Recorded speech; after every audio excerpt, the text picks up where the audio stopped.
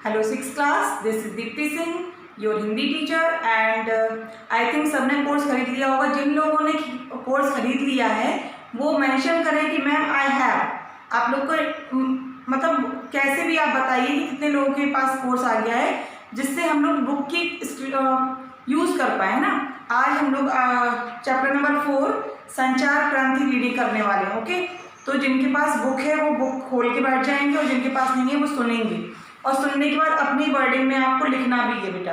संचार क्रांति का मतलब क्या होता है? कम्युनिकेशन जो हम लोग बात कर रहे हैं, या फिर हम लोग जैसे अभी आप स्कूल में नहीं हो फिर भी आपके साथ हम बात कर रहे हैं, आप भी आंसर देते हो तो हम लोग की बात हो जाती है। मैं आपसे क्वेश्चन, सपोज मैंने क्वेश्चन किया कि आप जितने स्टूडेंट हैं आप लोगों के पास किन किन के पास क्या है, किन कितने के पास आपकी कोर्स अवेलेबल है, तो आप जब आंसर देंगे यानी कि हम लोग का कम्युनिकेशन चल रहा है। जब मैं फ़ोन करके आपसे बात करूंगी या आप मुझे कांटेक्ट करेंगे कि हाँ मैम मैंने खरीद लिया, मैंने आंसर लिख के नहीं बता पाया, मैं आपको दे रही हूँ, यानी कि हम लोग टेक्नोलॉजी में बहुत आगे हैं। तो संचार क्रांति। Okay, chapter number 4 page number 22। I think you all have open. Okay, जिनके पास बुक्स नहीं है प्लीज़ आप इन्फॉर्म कीजिए मुझे। ओके, इंटरनेट सुना होगा, इंटरनेट से हम लोग बहुत सारे काम करते हैं। इंटरनेट ने हमारी ज़िंदगी की इंटरनेट ने हमारी ज़िंदगी को गति देने के साथ साथ हमारे काम करने की सामर्थ्य को भी बढ़ाया है। काम करने का सामर्थ्य क्या हो जाता है? सपोज हम लोग जो 1 घंटे में 2 काम करते थे तो 1 घंटे में हम लोग 5 काम भी करने लगे हैं। कैसे? वो हम लोग को मैनुअली नहीं करना पड़ता है। टेक्नोलॉजी है, इंटरनेट है, या फिर हम लोग जैसे सपोज एक वर्ड है हम लोग को ढूंढना है और डिक्शनरी में ढूंढते हैं तो कई बार बहुत लेट हो जाते हैं या 5 मिनट लगते हैं, लेकिन हम लोग नेट का यूज़ करके उसको 1 सेकेंड या 1 मिनट में भी अपनी एनर्जी के हिसाब से, जो हम लोग की वर्किंग कैपेसिटी होती है उसके हिसाब से जल्दी जल्दी काम करने लगे हैं। तो किसने हमारी काम करने की सामर्थ्य को बढ़ाया है? इंटरनेट ने। आजकल हर काम के लिए इंटरनेट का प्रयोग होने लगा है, ये सभी लोग जानते हैं, लेकिन आपको सुनना है क्योंकि ये आपका चैप्टर है, आपसे क्वेश्चन में पूछूंगी। आज इंटरनेट हमारे निजी, व्यावसायिक और सामाजिक जीवन का एक अहम हिस्सा बन चुका है। मतलब इंटरनेट हमारे जो पर्सनल काम होते हैं उनके लिए भी, बिजनेस से रिलेटेड है उसके काम भी, इवन हमें कोई से कम्युनिकेट करना होता है या फिर हमारे जो सारे काम जो सोसाइटी में होते हैं वो सारे इंटरनेट के बेस पर होते हैं। वर्तमान युग संचार क्रांति का युग है। वर्तमान युग कैसा है? संचार क्रांति का। आज इंटरनेट के बिना जीवन की कल्पना भी संभव नहीं है, क्योंकि हम लोग इतने ज़्यादा हैबिचुअल हो चुके हैं। अगर हम लोग के पास अब नेट वगैरह नहीं होता है या फिर हम लोग के मोबाइल सेल फोन नहीं होते हैं तो इसकी कल्पना मुश्किल है, क्योंकि हम लोग इसकी बहुत ज़्यादा आदी हो चुके हैं। यह संदेशों के आदान प्रदान करने के साथ विचार एवं अभिव्यक्ति संप्रेषण का भी एक प्रमुख माध्यम बन गया है। इस लाइन को देखिए, मतलब ये इस लाइन का देखिए क्या, सपोज पहले पोस्टमैन चलते थे और हम लोग को एक अगर लेटर भेजना पड़ता था तो कम से कम 3 दिन और 4-5 दिन भी लग जाते थे, दूर है तो और ज़्यादा टाइम लगता था। फिर स्पीड पोस्ट स्टार्ट हुई, फिर बस पे रख के जैसे यूज़ होने लगा। धीमे धीमे इन चीज़ों का अब कैसा होता है, मेरे दिमाग में कुछ बात आई, मैंने व्हाट्सएप पे लिखा और आपको सेंड कर दिया, आपका रिटर्न भी आ जाता है। जबकि एक लेटर लिखने में 15 दिन का, मतलब हमने आपको भेजा फिर आपने मुझे भेजा, यानी कि 10 से 12 दिन भी चले जाते थे, लेकिन अब वो 1 मिनट के अंदर काम कर देता है, यानी कि हम लोग इसके बिना नहीं रह सकते हैं। लेकिन हिंदी है तो आप बहुत अच्छे से वर्ड सुनिए। यह है मतलब कौन? इंटरनेट संदेशों के आदान प्रदान मतलब देना लेना करने के साथ विचार जो थॉट्स हैं एवं अभिव्यक्ति संप्रेषण का, कम्युनिकेशन का भी एक प्रमुख माध्यम बन गया है। क्या? इंटरनेट। फेसबुक है या फिर हम लोग का इंस्टाग्राम वगैरह है या सोशल जो भी साइट्स होती हैं, ये क्या हो गया? संप्रेषण यानी कि कम्युनिकेशन का काम करने लगा है। इंटरनेट पर उपलब्ध जानकारियाँ हम तक विविध वेबसाइटों के माध्यम से पहुंचती हैं। अब आपका रिजल्ट भी ओपन हुआ है तो भी आपको नेट पे जाके सर्च कर लेना है, देख लेना है। पहले ऑफलाइन फॉर्म भरे जाते थे, अब ऑनलाइन भी भरे जाते हैं। मतलब ऑफलाइन तो चलता है लेकिन ऑनलाइन मेन चलता है। कुछ सोशल नेटवर्किंग साइट भी होती हैं जैसे फेसबुक, ट्विटर, जानते हैं ना। आपको ये क्वेश्चन बनेगा कि सोशल साइट कौन कौन सी हैं?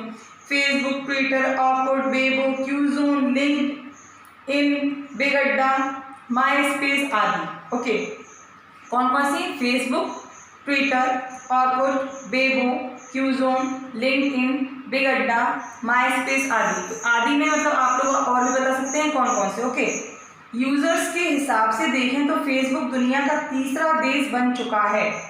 यूजर्स के हिसाब से देखें तो फेसबुक दुनिया का तीसरा देश बन चुका है। किसी कम्युनिटी व देश की जनसंख्या के नज़रिए से चीन और भारत ही उससे आगे हैं। मतलब देश बना दिया है, फेसबुक का क्या नाम दिया है, देश, कि सबसे ज़्यादा जनसंख्या कहाँ है, फेसबुक पर। ठीक, तो सबसे ज़्यादा वैसे पूछा जाए कंट्री के हिसाब से तो कौन है, चाइना, फिर इंडिया, या फिर इंडिया पहले चाइना, ये आपको कंफर्म करके बताना है मुझे, इंडिया और चाइना में से ज़्यादा जनसंख्या किसकी है। ठीक, फिर उस तीसरे नंबर पर कौन आ जाता है, फेसबुक को बोला है, ठीक है ना। सबसे ज़्यादा चीन की है वैसे, अगर नहीं पता चले तो चीन, फिर भारत और उसके बाद फेसबुक का इन्होंने नाम दिया है। फेसबुक के यूजर्स की संख्या 55 करोड़ है। फेसबुक की जनसंख्या जो संख्या बताइए, फेसबुक पर कितने लोग जुड़े हैं, 55 करोड़।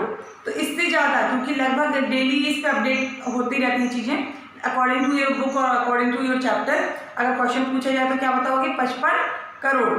10 करोड़ यूजर्स रोज फेसबुक पर लॉगिन करते हैं। 10 करोड़ यूजर्स रोज फेसबुक पर लॉगिन करते हैं और 75 विभिन्न भाषाओं में इसे इस्तेमाल किया जाता है। जो लैंग्वेज, जैसे हम इंग्लिश चलाते हैं, आप हिंदी चलाते हैं, या कोई मराठी, तेलुगु, तमिल, कन्नड़, ये जो भाषाएं हैं, विभिन्न भाषाएं, यानी कि पूरी, क्योंकि पूरा वर्ल्ड में यूज़ हो रहा है ना फेसबुक, तो और फेसबुक किसका है ये आपको बताना है, क्वेश्चन आपका है, ठीक है ना। 75 विभिन्न मीन्स डिफरेंट लैंग्वेज में इस्तेमाल कर रहे हैं फेसबुक को।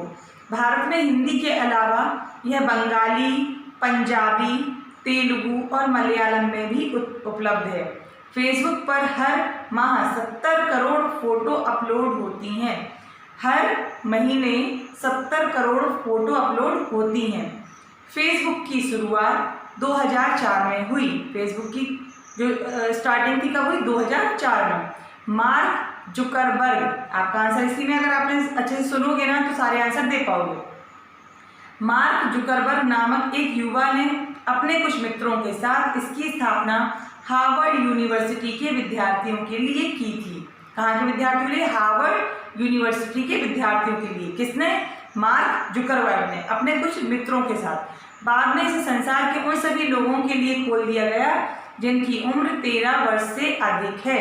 13, जो अब 13 हैं उनके लिए है। वर्चुअल स्पेस में लोगों को एक दूसरे से जोड़ने की सुविधा के कारण यह दुनिया भर में सर्वाधिक प्रयोग की जाने वाली वेबसाइट बन गई।